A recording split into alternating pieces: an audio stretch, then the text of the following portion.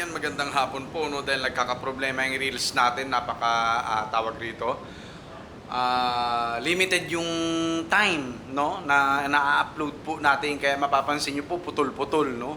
So ayan, ang itlog ng pugo po natin, yung mga quail table eggs po natin sold na kay Sir Edjan Harold Tombok, school principal po ng Olonga po at isa nating mabuting kaibigan, no. So sa itlog, ang available na lang po is yung mga fertile eggs po natin. So 5 pesos each, minimum 100 pieces, 500 pesos po yan. Sa mga gusto magpapisa, uy, merienda natin. Oh. Tapos may sisig pa tayo dyan.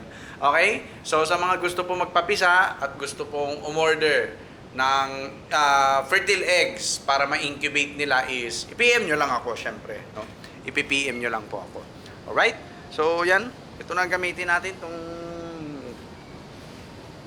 nating camera na talagang totoo naman nating ginagamit, no? So dito muna tayo mag-update sa ating mga manok panabong, no? Okay?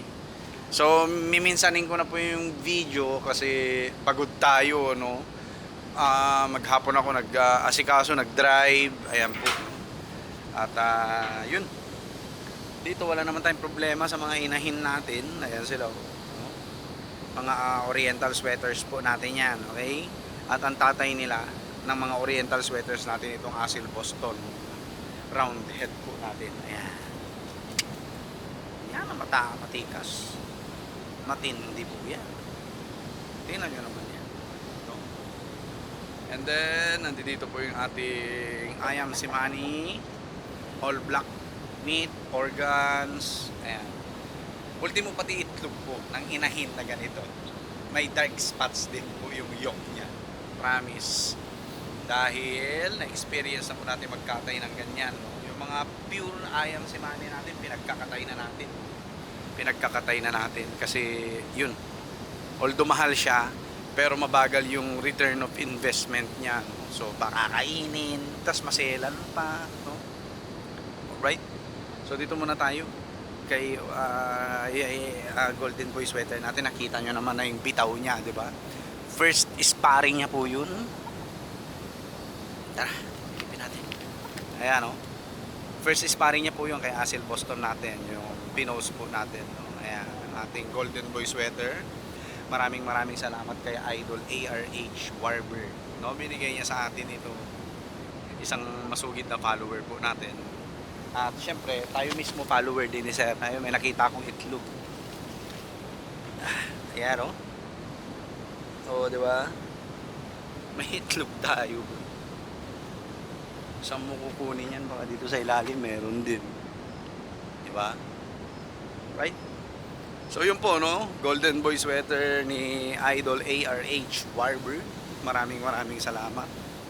And the rest po, itong mga oriental sweaters na po natin yung mga yan. Ayan. Ito nagagandahan ko itong hiraw natin na oriental sweater. And then, yan, hanggang doon. Maliban dito sa dalawang to, Asil Boston SBR Tornado po itong dalawang to. Ito yung isa, yung panganay. Ayan, Asil Boston SBR Tornado. 4-way cross po to. 4-way cross. So kung susumahin natin, bali 75% na ng dugo nila is foul na talaga, no? American game foul na po talaga. Ito po yung mas maliit. Parehas sila ng kulay. Parehas sa limbuyugi. Ang nanay nila po, ayun. Yan. Yung SBR Tornado Hatch Cross natin na inahin. At galing naman po yan kay Sir Mark King ng El Duende Game Farm. Kaloob din po sa atin. Follower din po natin si Sir Mark King. At nasa USA po si Sir. Sir Mark King, salamat po. No? Lugon si SBR Tornado Hatch po natin. Ayan. Ang nanay at tatay po niyan is rectang galing po sa Mount Banahaw. No? So ang nanay at tatay po niyang inahin natin na yan is Mount Banahaw po talaga na materialis. Okay? So after maglugon nun, pararamihin natin yun. Diyan syempre sa Asil Boston. Right? So huwag kayo mag-alala, no? Na kahit na parating pugo ang ating, ayan, dalawa na itlog. O O, di ba? Saan nyo kukunin yan? Free? Nakasave ka na ng 20 pesos. Okay? Huwag po kayo mag-alala kahit sobrang dami ng or almost 80% ng content natin is tungkol sa quail farming. Andiyan pa rin po yung linyada na binubuo natin. Yes po. No, andiyan po yung linyada na binubuo natin. Kasi unahin natin yung mabilis ang market. Katulad ng pugo po, no. Ito pag-usapan natin, no. Ang game fowl lalo sa side ko po, hindi naman ako nagsasabong. Never po akong naglalaban ng aking mga manok, no? At nagbebenta lang tayo. Breeder tayo na nagbebenta tayo ng mga panabong na manok sa mga sabungero, no? So, sa side ko, pag nag-alaga po ako ng mga ganitong manok is talagang slow yung market flow, no? Slow po yung kita natin or benta natin sa ganyan kasi hindi naman tayo talaga kilala, no, sa larangan ng yan, no, sabong. Alright? So, ang inuuna ko talaga is yung fast, yung market, mabilis yung balik ng pera. Ito mga pugo po natin, ayan, no? Ito sila. Ayan, no? Andi dito yung mga layers natin, andi dito yung mga breeders natin. So, ito mga breeders natin, reserve na po yan, 56 heads, 3,080 pesos. Binili na po, no? Ang iiwanan na lang po muna natin is yung mga breeders po natin. Ayan, magfo-focus po tayo sa pagre-reset ng mga layers and breeders natin dito. Plus, pagbebenta po ng day old chick at saka RTL, RTB po natin. Alright? No? So, yun. Ito yung mga breeders po natin. Hello, mga baby. So, pag nabili na po yung mga layers natin, huwag kayo mag-alala kasi after 1 month mahigit lang ng konti, meron na po tayong mga panibagong layers na mas marami-rami di hamak sa kanila, no? And mas mabata-bata. Ayan. No? Okay? So yun, ulitin ko, no, yung table eggs natin. Quail table eggs, sold na po yan kay Sir Ed dyan. Lahat po to, pati to, no? Lahat ng ating collection po sa mga layers natin is sold na po, no? And ang available po natin is yun, no, fertile eggs. Sa mga gusto po magparami ng pugo, no? Baka mamaya questionin tayo, no? Sigurado bang fertile eggs yan? Sigurado bang mapipisa yan? Syempre, yes po. Ayan po ang ating pruweba. Okay? Ito po ang pruweba ng mga fertile eggs na galing po sa mga breeders ko is napipisa po gamit ang artificial incubator. Ayan, no? May dalawa tayong artificial incubator, puno po ng itlog yan. Ito sa A27 po mapipisa. Ito, after 17 days, no? Tapos yun, bakante. Yung DIY incubator natin, lalamanan din natin yan. Kaya nga nag-iipon tayo ng fertile eggs po para at least continuous, no? Continuous. Alright? So, ang mga pruweba po natin, sa mga papisa natin galing sa mga fertile eggs natin mula sa breeders po natin. Eto na.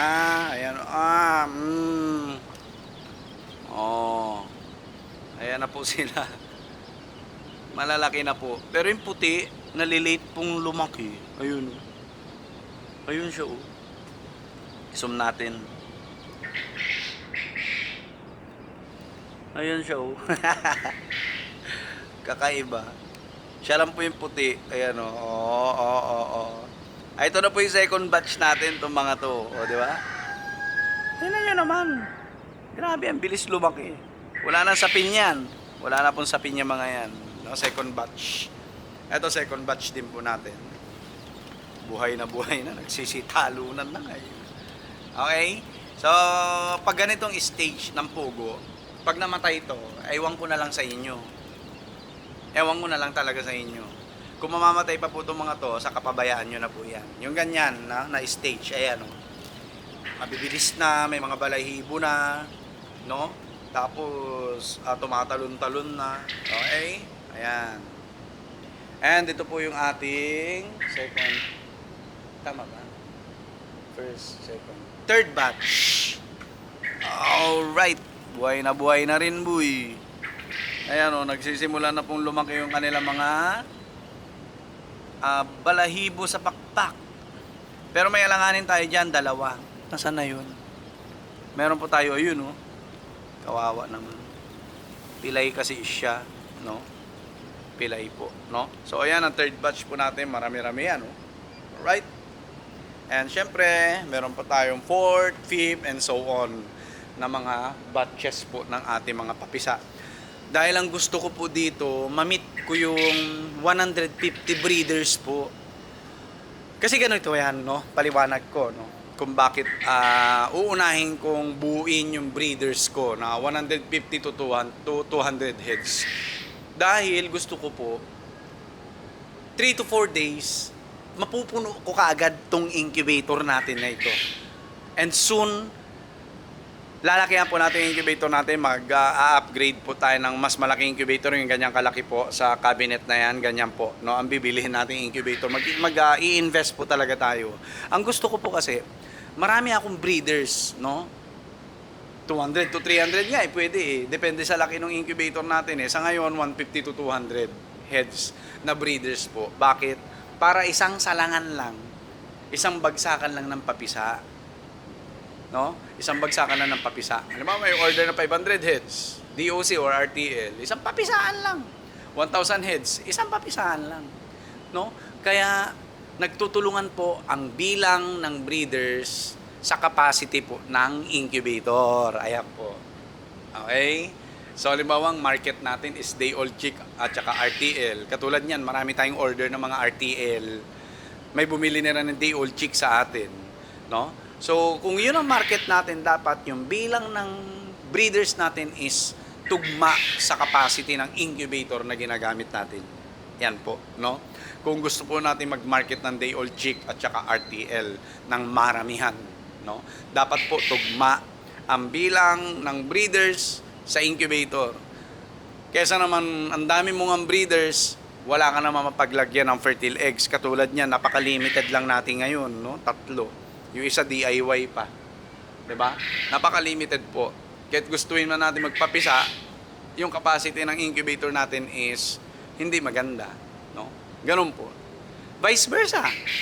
Kakaunti yung breeders natin, ang laki-laki ng incubator natin, no?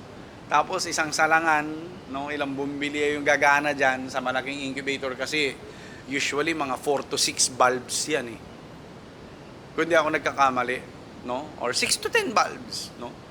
Magastos sa magastos sa kuryente, 'di ba? Tas iilang pirasong itlog lang 'yung na ilalagay natin dahil konti lang ang breeders. Kaya 'yun po no ang target po natin dito.